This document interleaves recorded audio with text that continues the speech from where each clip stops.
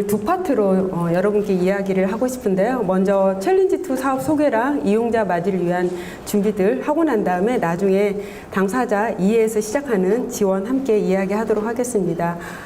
이 챌린지 사업 자체는요, 지자체로는 서울시가 처음 실시가 되었고요. 보면 2019년 7월부터 저희가 이기는 시작은 하였지만 2017년도부터 이 사업이 시작되었고 지금 22개소에서 운영이 되고 있습니다. 그리고 뇌병변 장애뿐만 아니라 시각 발달까지도 이 영역에 들어와 있음을 좀 아셨으면 좋겠고요. 왜 굳이 체중증의 발달장애만 얘기하냐 하지만 누구 하나를 위한 좋은 개선은 그 다음 사람을 위한, 모두를 위한 굉장히 좋은 개선의 시작이라고 생각을 합니다. 그래서 사실 저희가 그런 부분에 확신이 있을 때 이 사업에 대해서도 더 저희가 힘있게 얘기를 할 수 있을 것 같습니다. 저는 이 사업이 좋은 게 이 사업에 4가지 목표가 있습니다. 자, 오늘 맞이하는 당사자에 대한 변화, 그 다음에 수정, 이게 시작이 아니라 발달장애인에 대한 부분도 있지만 그 가족에 대한 것들, 그리고 그거를 하고 있는 동료에 대한 것들, 그리고 그거를 수행하고 있는 기관의 변화가 내축이 함께 가도록 이렇게 되어 있습니다. 그래서 그런 부분을 좀 저희가 항상 함께 생각해 주시기 바라고요.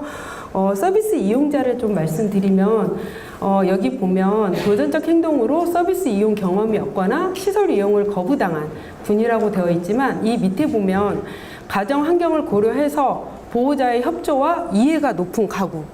굉장히 이 이용자의 그 선정 기준에 이런 부분들이 굉장히 중시가 되고 있고, 또 하나는 이렇게 어떤 의료적인 지원이 우선되거나 정신과적인 문제가 큰 경우에 대상자 선정에서 제외됩니다. 그래서 사실은 저희가 좋은 지원을 하기 위해서는 그 사업에 맞는 이용자인지를 저희가 확인하는 게 굉장히 중요하고요. 어쩌면 저희가 감당하지 못할, 또 우리의 영역이 아닌 분들을 저희가 그냥 또 함께 하게 되었을 때 부딪히는 어려움은 또 굉장히 많이 있습니다. 그래서 이 사업을 초기에 시작하시는 분들 이 사업의 서비스 이용 대상이 저희가 가지고 있는 처지와 역량 하에서 감당할 수 있는 부분인지를 꼭 한번 확인을 하는 게 굉장히 중요하고요. 이 사업은 사실 1기 수행기관과 또 김미옥 교수님이 이렇게 운영 매뉴얼을 만들었습니다. 그래서 매뉴얼을 좀 보면요, 그 안에 사업에 대한 내용도 있지만 위험이나 안전관리, 그 다음에 직원교육, 특히나 이용자 및 부모 교육에 대한 자료들이 있습니다. 그래서 이게 이제 아까 서울시에서 공개되고 있는 자료이기 때문에 지방에 오늘 굉장히 많은 분들이 접속하고 있는 걸로 알고 있어요. 그래서 먼저 시작을 앞서서 이런 자료들이 있음을 여러분에게 이야기하고 싶습니다. 다음은요, 저희가 운영 시간인데요. 저희가 주 5일을 하고 있지 않습니다. 서울은 주 4일을 하고요. 하루는 리프레시 데이라고 하는데요. 이 리프레시 데이는 그동안에 힘든 어려움으로 집에만 있던 분이 어느 날 갑자기 어느 곳에 나온다는 것 자체가 사실은 도전입니다. 그래서 이용자 당사자에게는 무언가 이틀 하고 하루는 쉴 수 있어 라는 이런 어떤 쉼의 기회들, 그리고 보호자분들에게는 저희가 그 의미 있는 수요일을 만들기 위해서 그때그때 그 가정에서 할 수 있는 자료들을 전달해 드립니다. 그래서 가정에서의 지원 변화의 연습을 하는 기회가 되고요.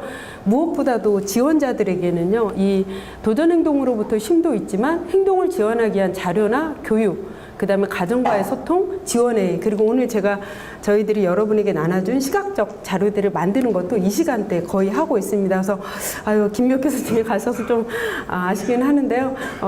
정부가 추진하고 있는 통합돌봄 안에서도 이렇게 지원자분들이 조금 그 쉼을 가지면서 재충전을 하고 무언가를 준비할 수 있는 이런 구조로 되기를 현장의 목소리를 전해주고자 싶습니다. 저희가 이용 발달 장애인이 4분이신데요. 정규 전담 인력이 2분이세요. 서울시가 참 잘하고 있는 부분이 이 정규 전담 인력 분들이 정규직입니다. 제가 알기로 다른 지자체에서 시작했을 때 계약직으로 시작을 한다라고 하는데요. 사실은 안정적으로 서비스를 할 수 있는 것들이 굉장히 중요한 거고요. 보면 기관 내 슈퍼바이저가 이렇게 2명으로 되어 있잖아요. 그래서 이 사업이 수행함에 있어서 기관에서 슈퍼바이저들이 함께 하고 있고, 저희는 특히나 서울시는 50+ 보람 일자리 분들이 함께 하고 있는데요. 이분들이 배치되기 전에 처음부터 이용자에게 바로 배치되지 않습니다. 따로 이분들을 관찰할 수 있는 쪽에다가 이분들이 있고요. 굉장히 2~3개월 동안 이분들에 대한 학습이 저희가 진행이 됩니다. 그리고 정말 서로가 만나서 불편하지 않고 좋은 지원이 시작될 때쯤 그렇게 해서 함께 합니다. 그래서 혹시 이 사업을 시작함에 있어서 이렇게 보람 일자리라든지 외부 지원 인력이 왔을 때 이 인력에 대해서도 충분한 스터디와 그 다음에 서로에 대한 관찰, 그리고 새로운 보람 일자리 분이 오시면요, 그분의 사진을 모니터에 띄우거나 아니면 그분의 사진을 곳곳에 게재합니다. 왜냐하면 이 체중증 당사자 입장에서는 우리 실에 들어온 어떤 한 분이 너무나 낯설고 두렵기 때문에 미리 그분에 대한 사진과 정보를 계속 보여드리는 것들을 저희가 함께 하고 있습니다. 그래서 이런 사전 준비가 굉장히 중요하고요. 운영비는 그냥 지나가도록 하겠습니다. 어쨌건 저희는 그 바우처 금액이 아니라 서울시는 서울시의 그 보조금으로서 이 사업을 진행하고 있습니다. 저희의 사업의 성과와 고민들을 잠깐 얘기하겠습니다. 저희는 2019년 7월에 4분으로 시작을 해서요, 현재 2분이 전이 완료됐습니다. 작년에 3년간 지원하고 나서 요한 씨는요, 권리중심 일자리와 지역사회 시설들을 이용하고 있는데, 지금 저희 복지관뿐만 아니라 여러 복지관을 이용하고 있고, 때때로 점심때 그의 모습을 제가 보기도 합니다. 또 한 분은 4년 이용하고 지역사회에 전이 되었는데요. 이분은 한 번도 활동 지원을 써본 적이 없으신 분이세요. 근데 저희가 이분의 지원 포커스에서는 어떤 한 사람과의 매칭 기법을 사용했습니다. 그래서 이분에게 활동 지원인이 매칭이 되고, 그리고 좀 더 지역사회에 많은 활동을 하면서 지금은 주간활동 서비스를 이용하고 있는데요. 거기 이용할 때도 저희가 의사소통판도 다 가져가고, 또 이분의 베스트 서포트 방법에 대한 안내도 했습니다.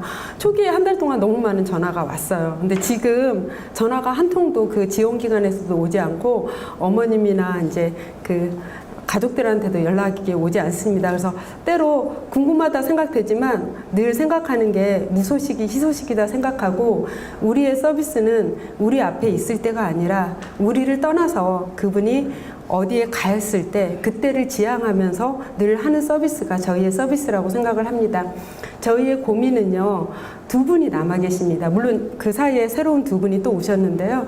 민호 씨는요, 1년 전부터 그룹홈 전이를 시도하고 있습니다. 하지만 이 과정에서 또 저희가 그 그룹홈까지 가서 그룹홈에 따른 어떤 시각적 지원이라든지 이런 걸 하고 있는데요. 이런 시도들을 하고 있고, 지원 씨는 그 전에 이제 주간보, 집 근처 주간보호 시설을 전이 시도를 했다가 어려움이 있었습니다. 그래서 다른 전이 방법을 탐색 중이고요. 이 2분에게 저희가 고민하고 있는 거는 이 어떤 매칭을 해서, 그러니까 꼭 어떤 시설이 아니더라도 어떤 한 사람과 하루 동안에 본인이 의미 있는 스케줄을 가지고 지역사회에서 가볼 걸 가보고 또 함께 할 걸 함께 하고, 이런 퍼펙트한 일주일의 스케줄을 짜는 형태로 한번 지원하는 것도 저희가 지금 고민하고 있는 부분입니다. 전체적으로요, 챌린지2의 사업 성과, 오늘은 이제 저희 복지관 걸 얘기하지만 이 사업을 수행하고 있는 22개 기관이 모두 다 굉장히 우수한 기관입니다. 지금 현재 성민복지관에서 총괄기관을 운영을 하고 있는데요. 그래서 각 복지관에서 이렇게 성과 발표의 자료들이 있기 때문에 유튜브에 찾아서 보시기 바라고요. 보면 78명 중에 63%가 지역사회 시설로 전이가 되었습니다. 그래서 여기에 3년 그리고 5년 정도 있다 보면 이렇게 지역사회 전이가 가능하구나라는 것도 여러분이 유추할 수 있을 것 같습니다. 이제 이용자 맞이를 위한 준비에 관련된 이야기를 하겠습니다. 아까 꼭 한 가지를 교수님께서 남기고 싶으면 그건 가치라고 했죠. 왜냐하면 모든 지원의 시작은 우리의 렌즈, 우리의 눈에서 시작이 됩니다. 근데 이 사업에 대해서 체중증 장애인에 대한 긍정적인 관점과 비전 수립이 저는 굉장히 중요하다고 생각을 합니다. 저희 기관 같은 경우에는 누구도 배제되지 않는 보통의 삶을 지원하고 있고, 저희 전략 중에 하나가 사람 중심 실천들을 하고 있습니다. 그래서 이 사업을 저희가 하게 되었고요. 그리고 이 사업을 앞서서 저희 이렇게 좀 프레임을 바꿔볼게요. 힘들고 어려운 사업 아닙니다. 매우 고도화되고 매우 전문적인 서비스입니다. 이 사업을 잘 수행하는 기관은 매우 고도화된 기관이고 전문적인 기관으로 인정받아야 됩니다. 이 사업에 담당자가 정말 적절한 지원들을 잘 해나가고 있다면 그분은요, 매우 고도화된 전문적인 사업을 할 수 있는 역량이 있는 분으로 생각을 해야 됩니다. 그래서 어렵고 힘든 사업 내가 담당했다, 우리 기관이 담당했다는 게 아니라 정말 고도화된 전문 서비스를 우리 기관이 도전하고 그리고 내가 도전하고 있다. 4차 혁명 시대에요, 대부분의 사업들이 줄어들 거라고 생각을 한다고 합니다. 그런데 휴먼 서비스 부분은 그나마 버틴다고 하는데요. 그 중에서도 장애와 관련 관련된 또 발달장애인과 관련된 부분에 대한 것들은 굉장히 지속적인 욕구들이 있을 거라고 생각을 합니다. 그래서 이 부분은 사실은 기관의 지속성장뿐만 아니라 우리가 한 명의 전문가로서의 지속성장 부분하고도 굉장히 많이 연결되어 있는 부분을 여러분 잊지 말았으면 좋겠습니다. 또 하나, 4대2 구조라고 하면 이게 고비용이다라고 생각하지만 그러지 마십시오. 왜냐하면 저희는 한 명이 아닙니다. 그 사람을 둘러싼 그 한 가족의 어려움들이 그래서 우리 사업은 소중한 겁니다. 우리는 한 명을 타깃으로 하고 있는 게 아니라 그 가족과 그리고 체중증과 장애에 대한 어떤 미래에 대한 예측, 기대감 이런 부분에 굉장히 기여되는 사업임을 잊지 마시고 여러분들이 도전해 주시기 바랍니다. 또 하나는요, 사실 살짝 장애인복지의 위기가 왔습니다. 왜냐하면 굉장히 많은 인프라가 늘어나면서 장애인복지관이나 보호작업이나 주간보호에도 이미 많은 이용자분들이 이동하기 시작했습니다. 그러면서 사실 저희 앞에 저희의 지원을 요청하신 분들은 앞서 교수님이 얘기했던 체중증이라는 그런 그 영역에 있는 분들이 저희한테 오기 때문에 그분들에 대한 지원들을 잘 할 수 있는 게 사실은 굉장히 좋은 저희의 기회가 될 거라고 생각을 합니다. 이용자 맞이 준비에서 두 번째로는요, 사업에 대한 지원 체계 구축과 전문성 강화입니다. 이 사업을 담당자 사업으로 바라보면 실패할 확률이 굉장히 많습니다. 이 사업은 담당자 사업이 아닙니다. 우리 기관의 사업입니다. 오늘 제가 저희 참여자분 중에 관장님이 오신 걸로 알고 있으세요. 기관장님께서 굉장히 반가운 마음이 들었습니다. 이거는 기관의 사업으로 바라봐야 됩니다. 그리고 모든 기관의 동료들이 서포트해 줘야 되는 사업입니다. 실제 저희 기관에서는요, 시설, 차량, 식사 지원 모든 부분에서 직원들이 함께 움직였습니다. 준수 씨는 차량이 너무나 중요한 일정한 스케줄 안에 차량으로 이동이 되고, 지원 씨는요, 또 귀가함에 어려운 부분이 많았습니다. 그때도 굉장히 많은 지원자들이 함께 해주는데 이때 원칙이 있습니다. 우리의 행동의 우선순위는 이거를 담당하는 지원자의 부탁의 수준에 맞춰서 합니다. 그래서 저희가 즉각적으로 하지 않습니다. 그런 상황이 벌어졌을 때 우리가 어떤 수서로 어떤 사람이 어떻게 개입할 거가 미리 사전에 저희가 논의가 되는 거고요. 민호 씨 같은 경우는 미역국에 트라우마가 있습니다. 그래서 미역국이 있는 날은 뭐 생일자 같은 날 미역국 나오잖아. 이럴 때 영양사님이 다른 국으로 준비하거나 아니면 저희가 대책식품을 합니다. 저희 기관은 이제 조금 그래도 약간 혼동이 덜했던 것 중에 하나가 뭘까라고 고민을 했을 때 저희가 사업 시작하기 6개월 전부터 체중증 발달장애인 지원을 위한 TFT를 구성하고 스터디를 하였습니다. 그래서 여러 기관, 노틀담 복지관이나 고양시 한마음 복지관이나 이런 선행적으로 실천한 곳의 자료들을 보고 또 당사자에 대한 이해들을 높여갔습니다. 그리고 또 하나는 서울의 챌린지는 스터디에 있어서 또 교육에 있어서 슈퍼바이저과 기관장의 교육 참석을 필수로 합니다. 왜냐하면 실무에서 어떤 어려움이 있을 때 그거에 대한 이야기를 했을 때 같은 공통의 언어와 공통의 이해를 쓰는 게 굉장히 중요합니다. 그래서 그런 부분, 그리고 다른 지자체가 있어서 이야기를 하고 싶은데요. 이 사업을 시작하기 전에 미리 저희가 직원 선발이 되었고 신입 직원 교육이 완료되고 난 다음에 이용자와 만나는 구조로 되어 있습니다. 그래서 직원 뽑고 그리고 바로 이용자 만나는 게 아니라 사전에 직원을 선발하고 직원에 대한 교육이 끝나고 그리고 이용자 맞이로 가게 된 그런 부분이 있습니다. 저희가 이제 교육 받았던 거는요, 이게 2기에서 저희가 했던 저희 복지관의 교육 커리큘럼이었는데요. 인권과 자기결정, 그리고 나탈동에 대한 의사의 어떤 가이드, 그리고 PCT에 대한 교육들, 그 다음에 전 그 1기에 대한 사례 발표나 ABA, 도전행동과 의사소통 지원, 환경구성, 그다음에 PBS에 대한 것들이 있고요. 그래서 개인별 도전행동과 개인별 지원 계획 이런 커리큘럼으로 저희가 교육을 받은 바가 있습니다. 오늘 많은 기관에서 와서 제가 조금 더 팁으로 드리고 싶은 거는요. 파편적인 그 강의가 좀 이렇게 남지 않은 경우가 많습니다. 그래서 어떻게 하면 좀 남을까라고 봤을 때 셀프 스터디가 굉장히 중요합니다. 나는 주간보호에 있는데 교육을 어떻게 하라고 이렇게 생각할 수 있고요. 나는 거주시설에 있는데 하지만 모든 공부의 시작은 셀프 스터디입니다. 그래서 특히나 셀프 스터디를 촉진하는 부분은요, 내가 지금 당장 고민스럽고 함께 해야 될 그 내 당사자에 대한 이해부터 시작하는 게 굉장히 학습의 효과가 굉장히 좋습니다. 그래서 저희가 도전적 행동의 지원보다는 발달장애인에 대한 긍정적인 이해부터 시작하는 게 중요하고 그와 관련된 자료를 조금 기록해 두었습니다. 그래서 이거를 꼭 참고해 주시기 바랍니다. 또 하나는요, 사업을 시작하기 전에 사전 오리엔테이션과 동의 과정이 굉장히 중요하고요. 그리고 이 사업을 하는 담당자에 대한 지원을 어떻게 할 건지에 대한 논의들이 분명히 있어야 됩니다. 그래서 저희가 이제 사전 오리엔테이션과 각종 동의 과정을 했을 때 되도록이면 기관에 최고 슈퍼바이저가 부모 오리엔테이션을 진행을 하였습니다. 그래서 이 사업에 대한 무게감을 굉장히 줬고요. 그때도 저희가 모든 걸 다 하겠다라고 하지 않습니다. 저희 기관과 지원자의 처지와 한계에 대해서 저희가 분명히 얘기하고요. 이러이러한 것들은 저희가 할 수 있고 이러이러한 거는 부모 협력하에 할 수 있고 이거는 부모님이 반드시 정보 제공해 주거나 지원을 해줘야 될 영역입니다라고 얘기를 합니다.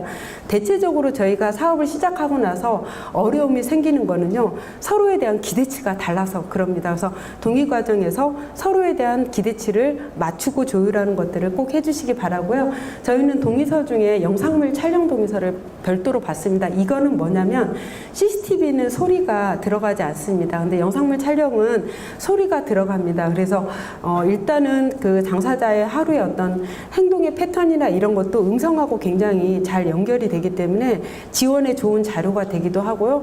때로는 어떤 어려움이 생겼을 때 그 상황에 대해서 정확하게 파악하는 데도 굉장히 도움이 됩니다. 그래서 부모님과 당사자에게 협조를 구해서 저희는 영상물 촬영 동의서를 따로 받고 산업안전보건법에 따른 지원 동의서도 따로 받습니다. 왜냐하면 워낙에 이렇게 어려운 사업이다 보니까 사실은 보호자분들도 굉장히 많이 어려운 상태에서 오시는 경우들이 많습니다. 그래서 직원에 대한 어떤 그 안전 기준으로 저희가 이런 동의서들을 받고 있고요. 그 다음에 저희가 이제 담당자에 대한 지원 방안 마련이 되게 중요하다고 하는데요. 보통 이 사업에 들어가면 점심에 휴식 시간을 이 지원자들이 갖지 못합니다. 그래서 혹시 가능하면 전심에 교대 근무자가 들어가면 좋은데 만약에 점심에 들어가지 못한 우리는 들어가고 싶었지만 우리 지원자들은 원치 않았습니다. 그러면 4시에 서비스를 마치고 4시에서 5시까지는 휴게 시간을 저희가 반드시 보장을 하는 그런 체계로 되어 있습니다. 그래서 어떻게 하면 그 휴식 시간과 휴게 시간을 보장할 것인가에 대한 것들도 미리 준비하고 들어가는 게 굉장히 중요하고요. 특히나 심리적인 회복을 위한 지원들 그리고 상해시 지원들 그래서 이런 부분은 사실은 이제 국가에서 이 사업을 전국화할 때는 국가 차원에서 책임보험이 저는 나와야 된다고 생각하고 지금 현재 저희 기관 같은 경우는 저희 복지관 예산의 일부 넣어놓은 게 있고 또 동의서를 계약서를 작성할 때 부모님들이 책임보험을 가입하도록 되어 있습니다. 그래서 부모회를 중심으로 그 책임보험이 있어서 그거를 가입하고 저희한테 그러니까 함께 이용을 시작하도록 하고 있습니다. 그래서 이런 안전장치를 함께 해놓는 게 굉장히 중요하고요. 특히나 제일 중요한 거는요. 이 사업에 있어서 기관장님이나 최고 슈퍼바이저들의 상시적인 관심과 격려가 필요합니다. 하다 보면 지원자가 이렇게 다치고 어려운 경우들이 있는데요.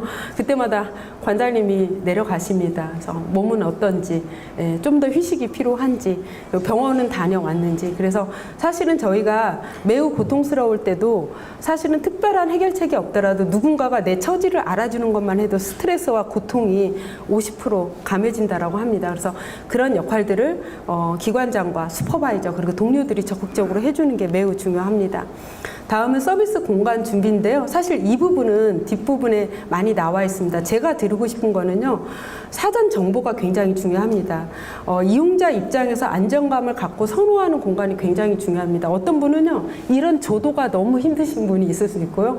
어떤 분은 개방적인 앞트임이 너무나 힘드신 분이 있습니다. 그래서 그냥 저희가 벽에 이렇게 쿠션 붙이고 이런 형태가 아니라 우리한테 올 4분 내 앞에 서 있을 분이 도대체 어떤 환경에서 안정감을 느끼는지 그 포인트를 찾는 게 굉장히 중요하고요. 저희가 맞이하신 분들이 대체적으로 성인입니다. 그래서 너무나 딱 보면 부드러우나 약간 여기는 정말 위험한 사람이 있는구나 이런 뉘앙스를 풍기지 않는 게 굉장히 중요합니다. 그래서 저희 실 가보면 좀 느끼겠지만 지나치게 딱딱하거나 유아적인 공간보다는 연령에 맞는 자연스럽고 따뜻한 분위기를 하려고 합니다. 왜냐하면 당사자가 굉장히 오랜 시간 머무는 기간입니다. 만약에 그 벽에서 주는 위협 내가 안전하지 않다라는 걸 전제로 되어 있는 거가 너무나 당사자에게 꽂힌다라면 당사자도 준비를 합니다. 그래서 그런 형태가 아니라 따뜻하고 자연스러운 환경 구성들을 꼭 좀 부탁드리고요. 참고 자료를 넣습니다. 그래서 이 자료를 보시고요. 그런데 나는 주간보호고 나는 거주시설인데 우리는 공간이 넓지 않아. 근데 가보시면 아시겠지만 저희 복지관 공간이 넓지 않습니다. 저는 광주의 동료들이 또 부러운 게요. 광주에 갔더니 진짜 공간이 넓더라고요. 저희는 쪼개기를 했는데요. 가령 공간이 부족할 경우에도 파티션으로 코너를 만들거나 소형 텐트 내지는 빈백을 놓음으로써도 충분히 공간을 마련할 수 있고요. 내지는 기존 공간 안에서도 시각적인 지원을 통해서 이런 부분들을 분리할 수 있는 것을 여러분께 얘기하고 싶습니다. 서비스 공간에 대한 준비가 저희 복지관 유튜브에 나와 있습니다. 그래서 저희 복지관 유튜브를 참고해 주시기 바라고요. 이제 이용자 맞이 준비 중에 그 다음 단계를 하도록 하겠습니다. 가장 중요한 단계입니다. 저희 복지관은 이거를 제가 자충우돌 이야기라고 했잖아. 이건 저희 실패 사례입니다. 저희가 만약에 이분이 오기 전에 이 정보를 먼저 모았더라면 첫날 방충망을 뚫고 이용자가 나가거나 이런 일이 좀 덜하지 않았을까라는 생각이 듭니다. 근데 그때는 저희가 이런 부분을 잘 몰랐습니다. 지금 여기에 나와 있는 거는요, 우리가 어떤 분을 맞이할 때 그분을 잘 아는 가족이나 지원자로부터 정보 모음하는 게 굉장히 중요합니다. 저희가 민호 씨를 지원하다가 정말 2개월 동안 너무 힘들고 어떠한 진척이 잘 안 나왔을 때 저희가 그가 몇 년 전에 어느 기관을 이용했다는 걸 알게 되었습니다. 여기서 나오는 질문 10가지는 퍼슨 센터드 기법에서 나오는 질문입니다. 그래서 거기 선생님께 저희가 메일을 보냈어요. 선생님 반갑습니다. 거기에 있었던 3년간의 경험을 토대로 정보를 주시면 저희의 현재 서비스를 좀 보완하도록 하겠습니다 라고 얘기하고, 저희가 왔을 때는 이분이 가장 안 좋은 상황에서 저희한테 온 거잖아요. 하지만 그분이 늘상 그렇지는 않기 때문에 그분의 좋은 점, 존경할 점 무엇입니까? 왜냐하면 우리도 우리의 렌즈를 바꿔야 돼서요. 그리고 그분을 저희가 지원할 때 가장 지원이 될 정보를 이야기할 수 있는 이분이 있다면 무엇을 말씀하시겠습니까? 선생님이 무한한 권력과 재원이 있고 최고의 날을 선사하고 싶다라면 또 무엇을 하시겠습니까? 기분 나쁜 날이 되지 않게 해서 우리가 어떤 걸 피해야 되십니까? 또 이분이 하기 좋아하는 건 무엇입니까? 라는 질문들. 그리고 제일 중요하죠. 저희가 펄슨 센터드에서 저희는 저희가 컴퓨터가 일하는 게 아니잖아요. 사람이 저희가 도구잖아요. 그런데 그와 잘 매칭이 되는 사람에 대한 정보를 아는 게 굉장히 중요한데, 그 사람에게 잘 맞는 사람의 특성, 잘 맞지 않는 사람의 특성은 무엇입니까? 그래서 쭉 10가지 질문을 하고 시간이 되는 대로 유선이나 메일로 전해주세요 라고 했는데, 이 기관이 정말 감사한 게 이렇게 오셨어요. 예전 지원자분이. 저희는 지푸라기라도 잡고 싶어서 저희 관장님도 맨발로 버선발로 가서 저도 맞이해서 2시간 동안 대화를 했습니다. 저희가 이해하고 있는 정보도 있었고 저희가 몰랐던 정보도 있었습니다. 여하튼 저희는 어떤 사람이 서 있을 때 처음부터 저희가 전문가가 아닙니다. 그를 잘 알고 있는 사람으로부터 정보를 모을 그런 프로세스에 대한 전문성이 있다라면 그때부터가 전문성입니다. 그래서 이런 부분이 되게 중요하고요. 그 다음에 하나는 저희는 보호자 면담을 굉장히 많이 했습니다. 그래서 저희 기관에 들어오기 전에 부모님 상담을 유선, 그 다음에 대면으로 많이 했고, 특히나 초기 적응 지원을 위한 보호자 상담을 했습니다. 낯선 곳을 이용하기 시작할 때 이용자의 반응이 어떻습니까? 그것도 물어봤고, 예전에 어떤 기관을 처음 갔을 때 적응하기까지 얼마나 기간이 걸렸습니까? 우리가 계속 그때 패배감을 가질 필요가 없기 때문에 3개월이 돼도 어려웠는데 이게 뭐지? 근데 그분이 대체적으로 6개월이 소요되신 분일 수도 있거든요. 또 하나, 친숙한 환경을 위해서 고려할 점이 무엇입니까? 친숙한 환경을 위해서 집에서 가져올 수 있는 거, 또 친숙한 환경을 위해서 우리가 준비할 게 무엇입니까? 좋아하는 음식, 간식, 평소에 좋아하는 여가 활동, 좋아하는 물건, 또 이분의 의사표현의 특성, 그리고 도전 행동을 촉발하는 다른 사람의 말과 행동, 이제 이런 정보들을 계속 부모님과 상담하면서 모았고요.